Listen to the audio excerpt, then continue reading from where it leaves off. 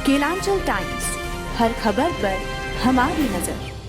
स्वीकार करने लगे हैं। हमें इस बात का शक ये होता है कि ठीक है, कौन सी ऐसी शक्तियां थीं जिन्होंने भारत के अंदर अनरेस्ट पैदा करने का कोई मौका नहीं छोड़ा, और आज भारतीयों के मन में यह संदेह है कि चुनाव के परिणाम के समय भी कहीं ये कौन सी अज्ञात शक्तियां हैं जिनके द्वारा जाने में या अनजाने में ये लोग संचालित होते हुए नजर आ रहे हैं।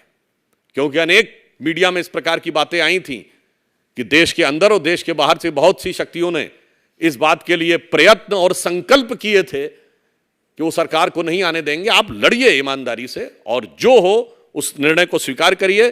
तो मैं सिर्फ ये कहूंगा, अभी जो फिलहाल एग्जिट पोल के जो रिजल्ट्स आए हैं, हम लोग बचपन में कांग्रेस एक नारा देती थी कि सारे भारत से नाता है और सरकार चलाना आता है। अब जनता ने बता दिया कि सरकार चलाना किसे आता है और सारे भारत से नाता भी टूट गया।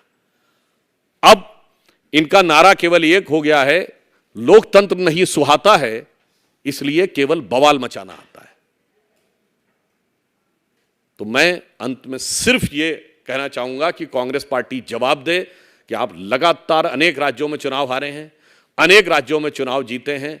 चुनावी प्रक्रिया और लोकतंत्र के ऊपर आघात भारत का कोई भी भारतवासी स्वीकार करने को तैयार नहीं है। चुनाव की हार जीत के लिए आप परिपक्व विपक्ष की भूमिका कैसे निभाई जानी चाहिए हमसे सीखिए। हम सबसे लंबे समय तक विपक्ष में रहे हैं, सबसे ज्यादा चुनाव हारे हैं, मगर कभी भी इस प्रकार का आचरण नहीं किया है। तो अब साबित हो गया, ना कांग्रेस को सरकार चलाना आता है, ना विपक्ष की भूमिका निभाना।